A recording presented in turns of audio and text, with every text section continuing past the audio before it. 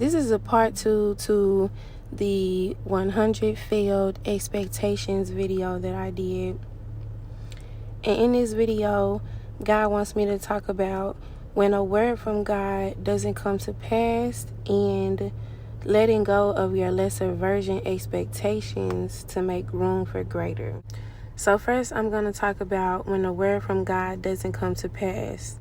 Like I said in part 1, there was this guy that God called me to marry. And at the time that he did, neither one of us were walking with God. It seems to me like before you just fully start, okay, I'm all in, I'm walking for God, I might fall, I might trip, but this is what I'm doing and it's not changing.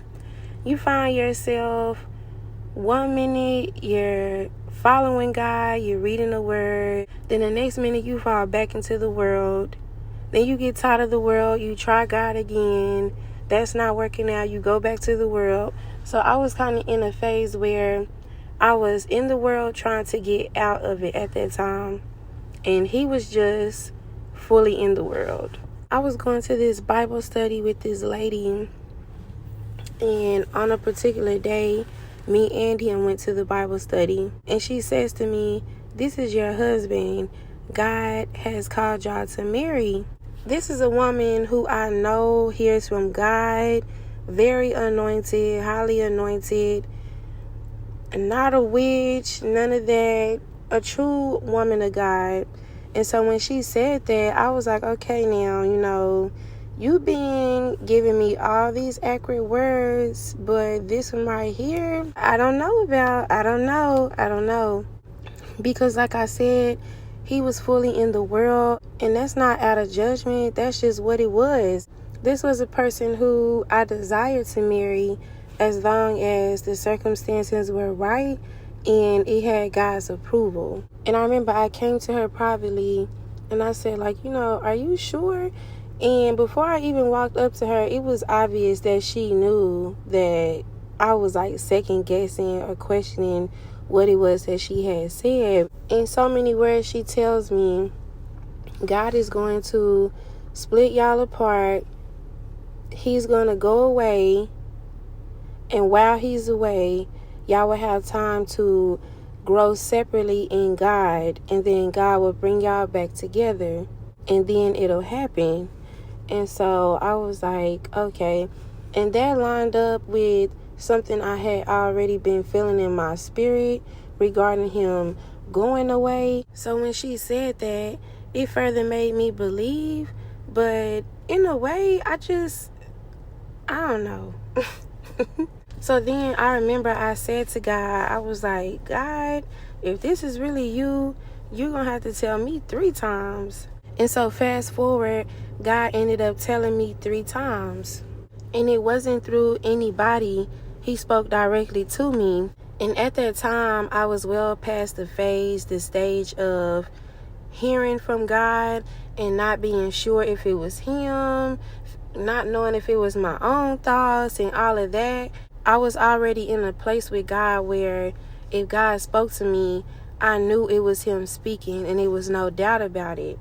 So I was like, okay, well, God, if this is supposed to be my husband, then cool. And this was during the time where we were separated. He was away. Fast forward again, me and him reconnect. And when we reconnected, it was obvious that I had grew a lot further with God, and he was the same person that he was when we separated. And by the same person, I mean there was absolutely no spiritual growth whatsoever. And I remember just feeling real confused. I'm like, okay, God, I don't understand, because you told me that while me and this person were separated, we were both going to be growing in you. Then, while we're reconnecting, while we're back talking to each other, God says, stop talking to him. And I'm like, okay, I stopped talking to him. It was not easy. I was feeling like I was still in love and all of that. I still had this expectation of what we were supposed to be and what we could be. Months and months and months go by, and I end up talking to him again. And once again, I'm able to notice I'm continuously growing in God, and he's not. I say that I was able to recognize that I was continuously growing in God because it's something about when you are in an old situation, an old environment, that truly exposes how distant you are from that thing, from that person, from that place. Distant spiritually. You could recognize how disconnected you are from that thing, that person, that place that you were once so invested in. Once again, God tells me to stop talking to him. So I cut him off, and I'm like, okay, God, what is this? Because I thought you said this person was supposed to be my husband. And the thing is, yes, I cared about him a lot. Yes, I had a lot of feelings for him. Yes, there was a lot of time invested. But I knew deep down in my spirit that this was not God's best for me. I knew that he was not capable of holding me. And when I say that, anybody can hold you physically. You can be in the arms of anybody physically, but everybody cannot hold you spiritually. Everybody cannot hold you emotionally. Everybody cannot hold you mentally. When it comes to a covenant marriage, a marriage covenant, it's no room to play around with that. When it comes to having sex with somebody, when it comes to partnering with somebody, having kids with somebody, it can't just be somebody who you love, be somebody who you care about. This has to be somebody who has been trained to hold you spiritually, and hold you spiritually in a way where there is still room for growth between you two separately as well as a whole. Every time I would reconnect with this person, I knew this man was not capable of spiritually holding me. And there was one person who knew about the prophecy that the woman gave me. They knew that God had spoke that to me.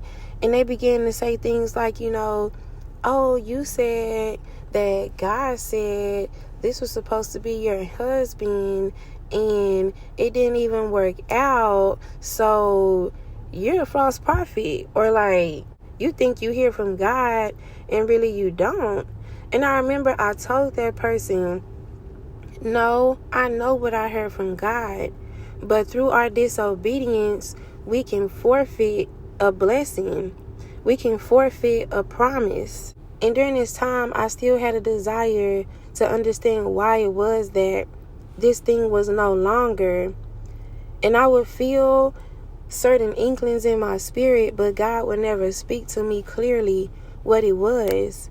And when I said that, I didn't even realize the validity of what it was that I was saying. And this was like the beginning of the year when I had this conversation with the family member. Some months go by, I completely even forget that I said that. And then I asked God the question again. I ended up talking to this person again, and I get the same revelation. He isn't able to hold me spiritually. He's not growing with God. He's not trying to grow with God. And at this point, as I'm talking to him, as I'm sitting with him, as I'm looking at him, I'm just like, how is it that someone I was so in love with is the same person who I feel like is a stranger, who I feel like I don't even know anymore?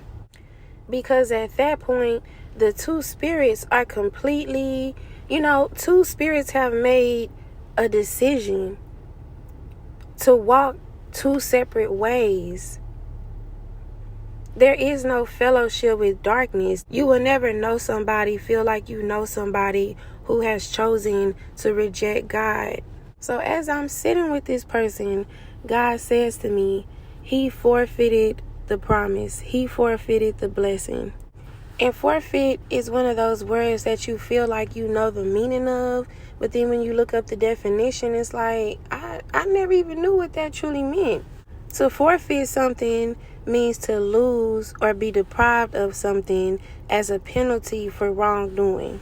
And I was like, well, God, I didn't handle the situation. I didn't handle the relationship the way you would have truly seen fit for me to handle it. So did I forfeit it as well?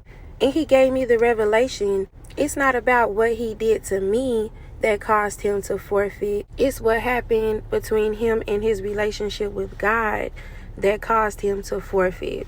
And that doesn't mean that the first time he did something wrong towards God, God was like, you can't have this anymore. That's when a person forfeits a blessing from God, they have to truly, time and time again, deny the Lord, deny the Lord, deny the Lord. That's a person who has heard in their spirit God pulling on them, God pulling on their purpose, God pulling on their ministry, and time again, they denied the call. They denied the call. They denied the call. So much so that God has to remove his stamp of approval on something that he once called to be. This call for marriage was in response to God's calling over his life. And once he began to forfeit that blessing, forfeit that promise, in turn, that marriage call, that failed marriage expectation became a tool that God used to train me up for better. And by train me up for better, I mean sometimes God will have you believing in something, and whole time what you're believing in is not actually what is ordained. He uses what you're believing in to build up your faith for what it is that he truly has for you. He used what you're believing in to build up your tenacity, to build up your spiritual endurance for what it is that he truly has for you. And I have two other examples of this. The first example, there is a car dealership that's by my house. It's a car dealership that is in a mobile home. It's a lot of cars out there, old cars, overpriced, dents here and there. You know, one of those car dealerships where when you get this car, you just gotta truly pray over that car and ask God to cover that car, because it just gives like this car is not going to be working for long. God had been putting it on my spirit that I would be getting my first car from there.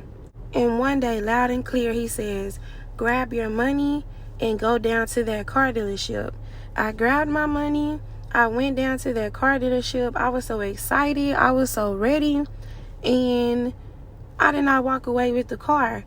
And I was so upset with God. I was like, God, why is this a failed expectation? How could you speak a word and it not come to pass?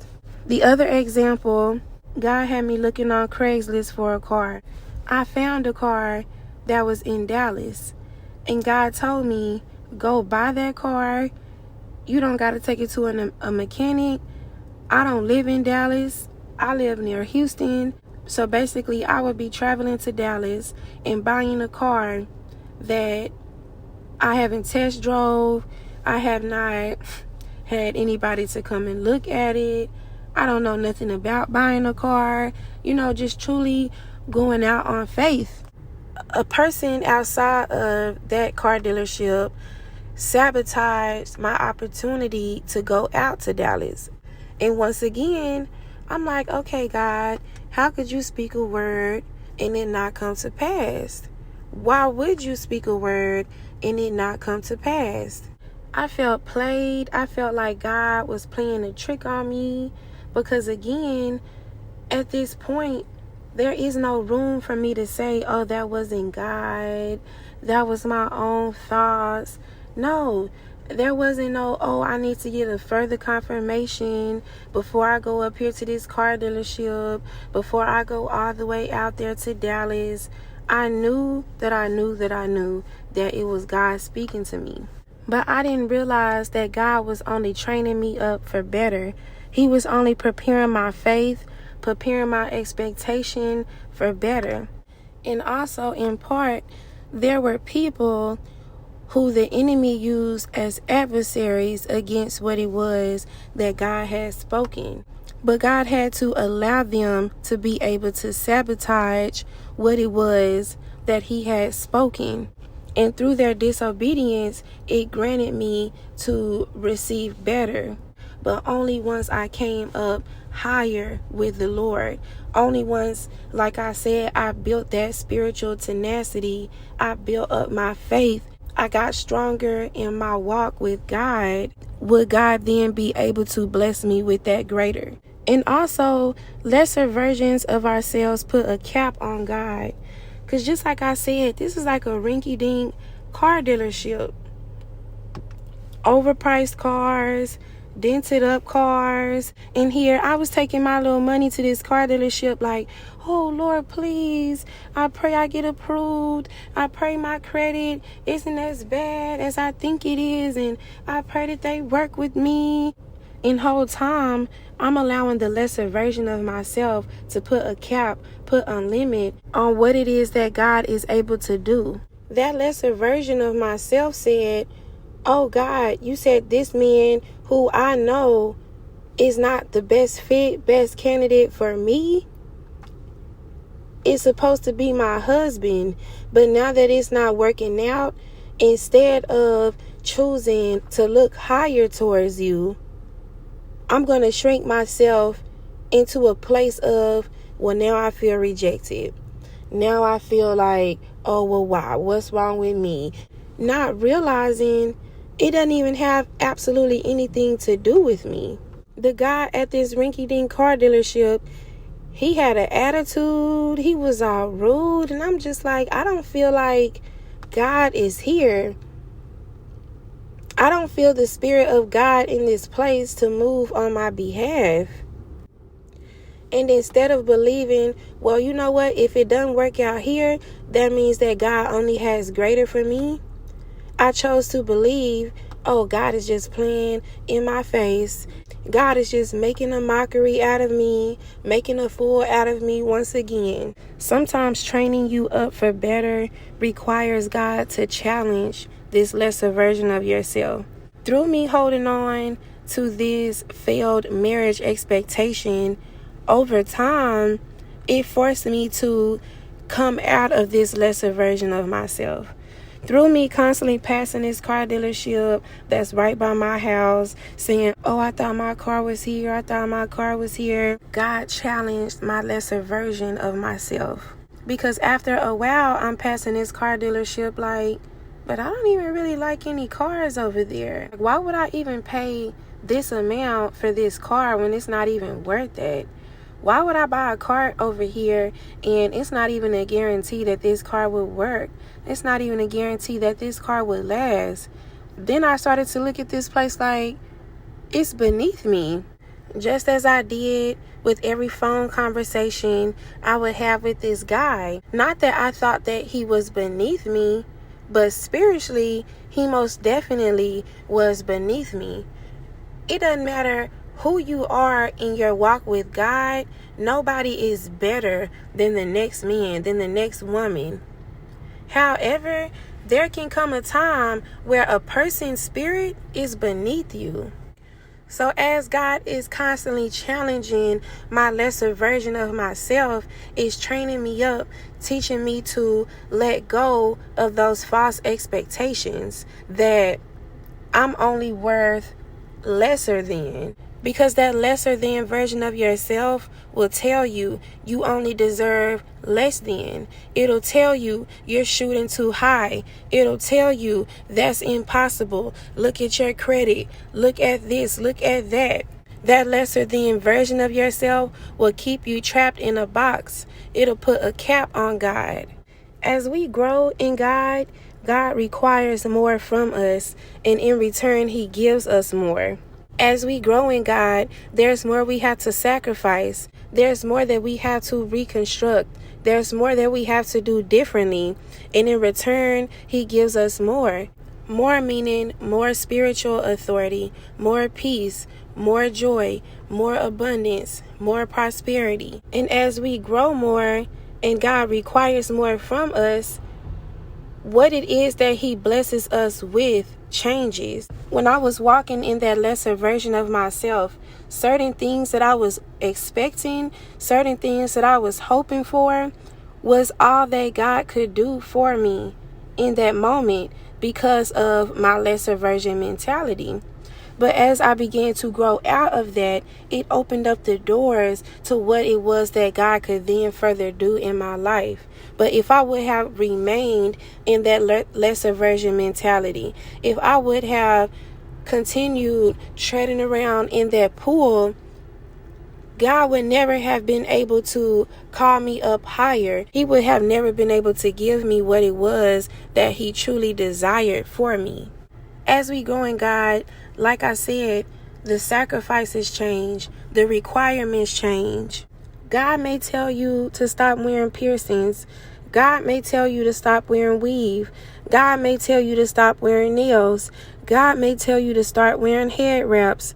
God may tell you to start wearing head wraps only when you're prophesying, only when you're ministering. God may say wear head wraps all the time. In our walk, as we reach different stages, it requires different levels of sacrifice, different levels of obedience. 2 years ago, 3 years ago, you may have been able to partake in certain sins, in certain behaviors, in certain things. But when you went to meet with God, when you sought the Most High, He was still there for you to be found. But that doesn't mean you're going to be able to continue holding on to these things as you continue to grow with them. And everybody's walk is individual. There isn't a cookie cutter walk. So-called Christianity, being a true believer, a true follower of Christ, there is no cookie cutter Christian.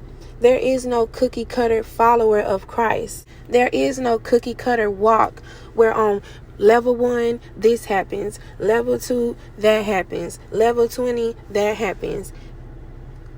That looks different for each individual. In 2012, I got my tongue pierced. Shortly after that, God said, pull that tongue piercing out. I was still walking in the world. In 2016, I got my nose pierced. God said to take the nose piercing out. I was still walking in the world.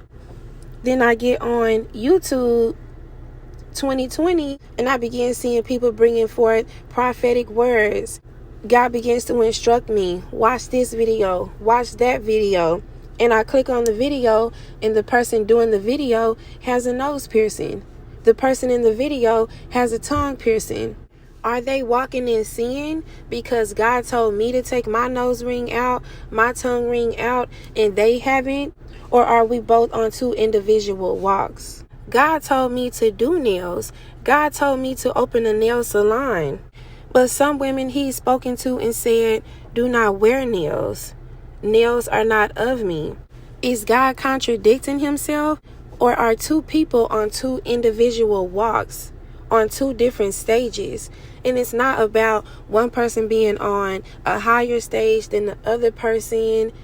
It's about God is a God that has individual love for each of us, individual purpose for each of us. My purpose is not going to look like your purpose. In the same sense, the way God presents His love in your life is not going to be how God presents His love in mine. And that even goes into the post that I made about not celebrating pagan holidays. When God said to go and post that, I knew that there were going to be some people who did not agree with what I said. I knew that people were going to start unsubscribing. I knew that people were going to start viewing me as a false teacher.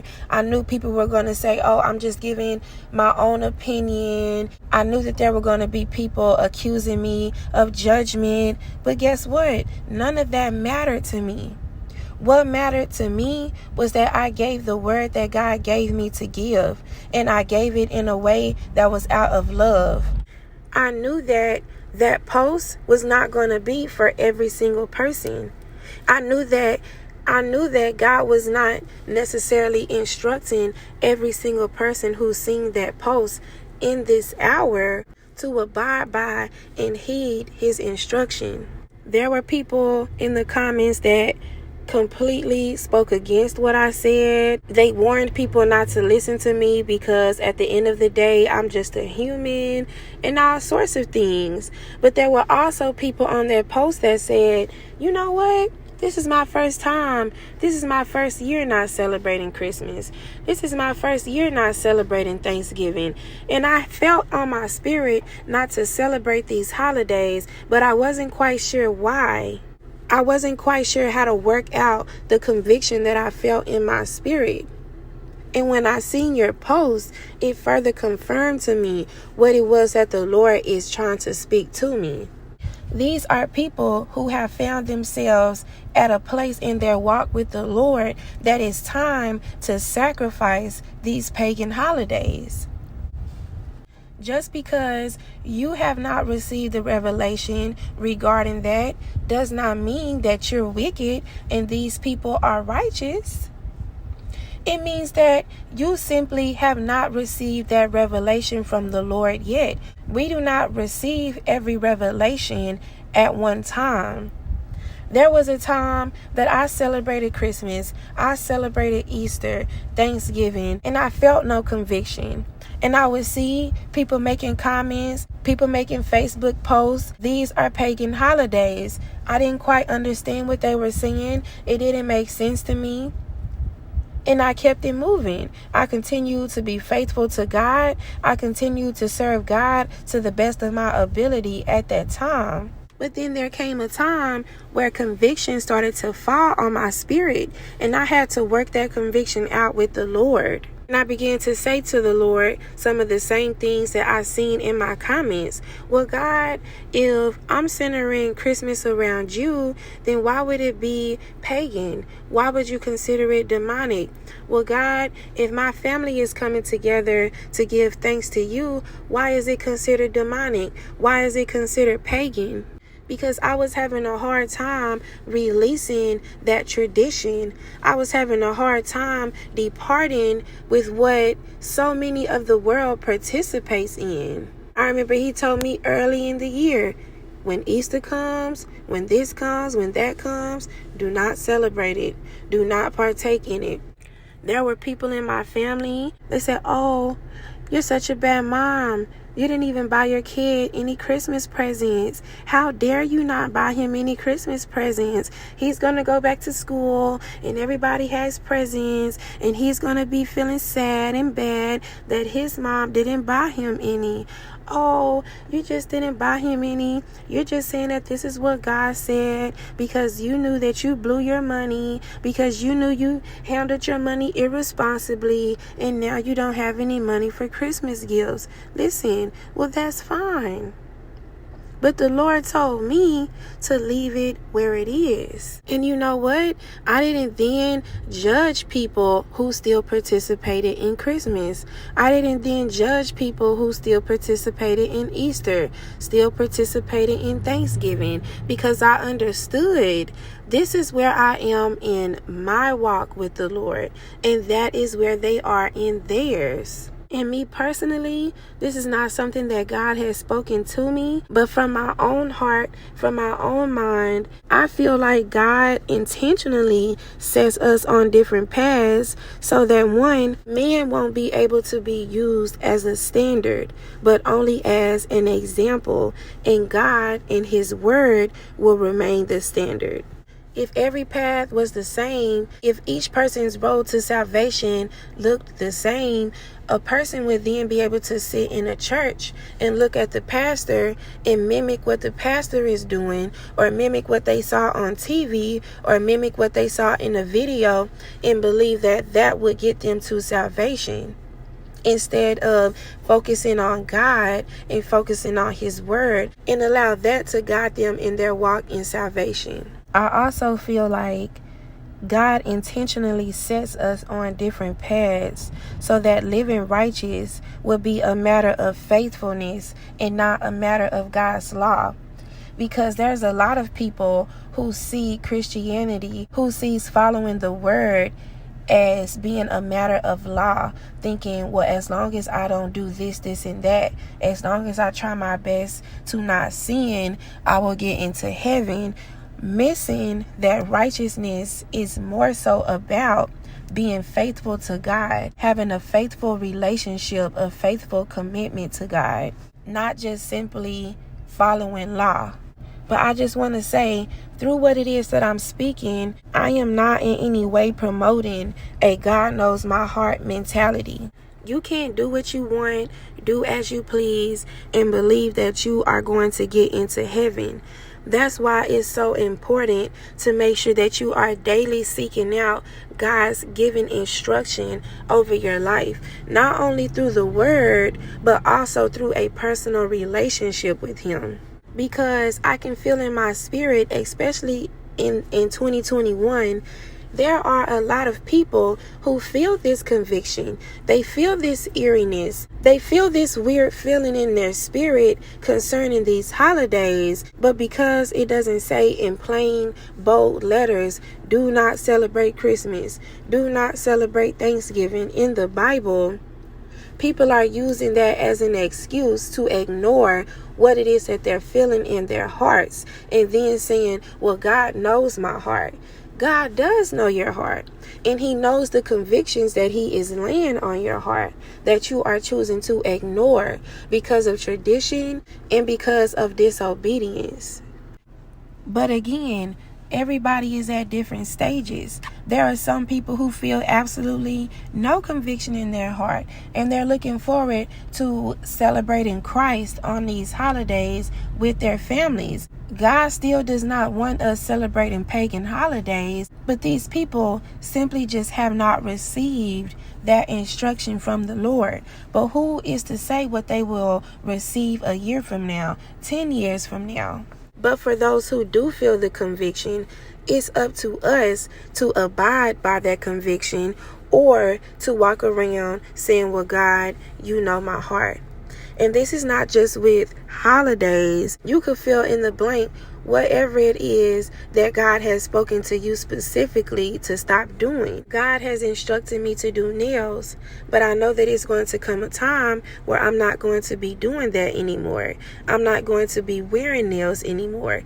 God has permitted me to wear weaves, but I know that there's going to come a time where I will not be permitted to do that anymore because of the stage that I would then be in my life, in my walk with God. The requirements are going to change. Through these individual walks, through these different stages that we are at, God is training us up for better. God is building up our faith, building up our spiritual tenacity. And we have to take heed to His instruction, because if not, we can forfeit our salvation. Now I'm going to talk about letting go of your lesser version expectations to make room for greater. Like I said earlier in the video, God cannot truly bless you with a lesser than mentality. God cannot truly bless your lesser God cannot truly bless your lesser version. He doesn't have room to bless your lesser version. He can only bless you according to your faith, according to what it is that you're willing to believe Him for. At a point in time in my life, I was not able to believe God for a pain-free life. No physical pain, no spiritual, mental, emotional torment, and I never received that as my lesser version. My lesser version of myself believed I should marry somebody even though I knew I wanted better, even though I knew they were not capable of holding me. My lesser version of myself believed I would never be able to afford nice things. It believed I would always be working small jobs. It believed I would always be caught up in this rat race. I would always be penny pinching. I would always be struggling to get by. If you could imagine, God had no room to truly bless me. I'm going to insert a picture of this apartment complex that I dreamed of moving into. I felt like I had to settle for less. I had to just be happy with less until I was able to get greater, if I was even able to get greater. Then once God told me when I move, I would not be moving into an apartment. I start looking at homes. The house in the thumbnail is the type of houses that I would be looking at. The type of houses that I would be like, oh God, are you sure? I don't see how I would ever be able to afford a house like that. And then God told me to start looking at houses, and he gave me a specific price range. And I was like, God, I'm having a hard time believing you for a $1,300 a month house, a $1,500 a month house. How am I supposed to believe you for greater? Then there came a time where God removed that cap on the rent. And I was like, wait a minute, God, this is too big for me. How would I ever be able to afford this? How would I ever be able to move into a place like that? I don't have any rental history. They're going to be wanting a double deposit or triple deposit. But what I did not realize was God did not destine me to live in any of the homes that I had been looking at. God was only using these homes to train me up for greater. I didn't know how to believe God for these things. When I give these words about God blessing you financially, God giving you a home, God giving you a nice car, people are being in the comments like, oh, you're worshiping the money. God said not to be a lover of money. The love of money is the root of all evil. Not realizing I never asked God for these things. I never said, God, please, I want to live in a mansion. I want to live in this high dollar house, high dollar loft. I never said, God, I want a Ferrari. I want a Bentley. I want a Rolls Royce. I never said these things. I was too busy saying, God, how am I going to afford to move into this raggedy apartment where people are in the reviews posting pictures of roaches, where people are in the reviews saying these people ran off with their money? I was too busy fearing whether or not I would be able to even move into an apartment. If I would even be able to pay $250, $350 twice a month for a car. But through my faithfulness, God groomed me for greater. Through my faithfulness, God showed me my portion. As I continued walking with him, as I continued talking with him, as I continued allowing him to pour into me, he groomed me for greater.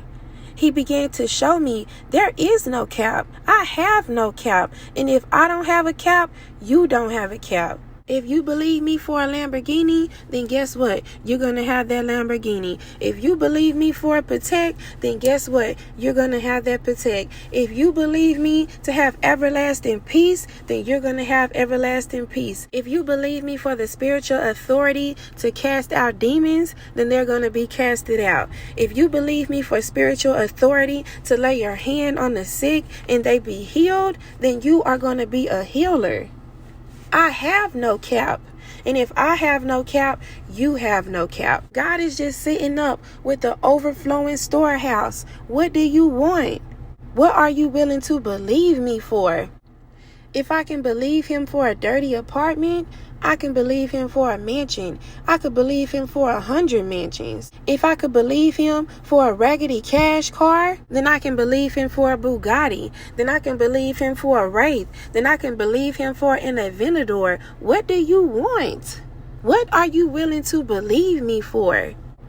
But in order to believe, you cannot keep holding on to this lesser version. For those of you who have not found your way out of that lesser version mentality, God says you can gauge how far the Lord wants to take you based off your training that you experienced in the wilderness. If I knew that those nights in the wilderness, if I knew those tears in the wilderness were expounding my portion, I would have looked at it a lot differently. If I truly knew that the training I was experiencing in the wilderness was only preparing me for the greater then, the greater in spirit and the greater on earth, I would have looked at my suffering a lot differently. I would have let go of my dead expectations a lot sooner. I would have started making vision boards. I would have pulled out a journal and wrote down what it was that I was expecting the Lord to provide in my provision package. God told me we have a provision package, full amenities in spirit and in the natural. And at the end of the day, it doesn't matter if you suffer 10 times worse than the next person. At the end of the day, we all have the same reward. Just like the workers in the vineyard parable, we all have the same reward. It doesn't matter if I'm 5 feet ahead of you. It doesn't matter if I'm 5 feet behind you. We all are running towards the same reward. We can all have the same expectations in God, knowing that there is no cap on what it is that He can do, knowing that there is no cap on what it is that He can provide.